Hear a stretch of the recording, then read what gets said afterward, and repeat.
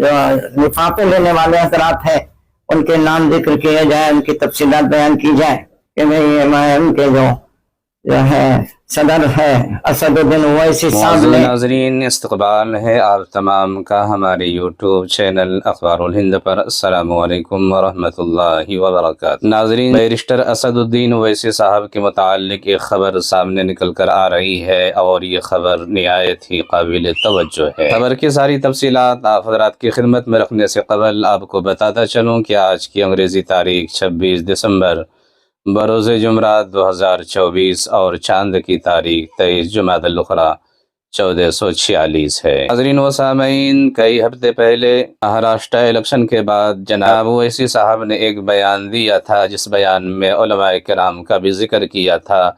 اسی بیان کے متعلق علماء کرام سے رد عمل کا اظہار ہو رہا ہے۔ شریعت مفتی محمد معیز الدین قاسمی صاحب نے آج میڈیا سے گفتگو کرتے ہوئے کہا ہے کہ علماء کرام کے خلاف بدزبانی کرنے والے مجلس کے صدر اسد الدین اویسی فی الفور علماء سے معافی مانگے اور اللہ رب العزت کے دربار میں بھی توبہ کریں۔ شریعہ کے دفتر میں میڈیا سے مذکورہ بات کہیں واضح ہو کہ مجلس اتحاد المسلمین کے قومی صدر اسد الدین اویسی نے مہاراشٹر اسمبلی انتخابات میں مجلس کی ہار کا ٹھیکرا علماء کے سر پھوڑا تھا۔ علماء ہی میں سے ایک رکن اسمبلی منتخب ہونے والے مالیگاؤں کے مفتی محمد اسماعیل قاسمی صاحب کے جلسے اظہار تشکر سے خطاب کرتے ہوئے اسد الدین اویسی صاحب نے بین الاقوامی سطح پر نامور عالم دین مولانا سجاد نعمانی صاحب اور ان کے داماد کو ٹارگیٹ کرتے ہوئے ان پر تنقید کی تھی۔ علماء کو مخاطب کرتے ہوئے کہا تھا کہ تم لوگ لفافوں پر پلتے ہو، تم شرم سے ڈوب مرو، میں تمہارا گھر سے نکلنا مشکل کر دوں گا۔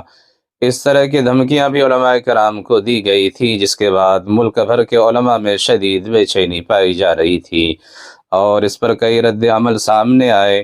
اس معاملے پر آج امیر شریعت حضرت مولانا مفتی محمد معیز الدین قاسمی صاحب نے دو ٹوک انداز میں اویسی صاحب کو انتباہ دیا کہ وہ علماء سے معافی مانگے اور اللہ تعالی سے رجوع کرے۔ جس طرح کے نازیبہ الفاظ اسد اویسی صاحب نے استعمال کیے ہیں اس کی شریعت میں کوئی گنجائش نہیں اور اس پر انہیں معافی مانگنی ہوگی۔